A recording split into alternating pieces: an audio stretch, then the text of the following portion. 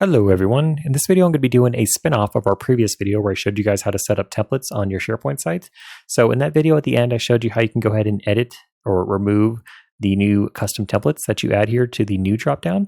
But let's say you want to hide some of these existing options or maybe delete some custom templates that have been added. So you just have to come over here to the Edit New menu.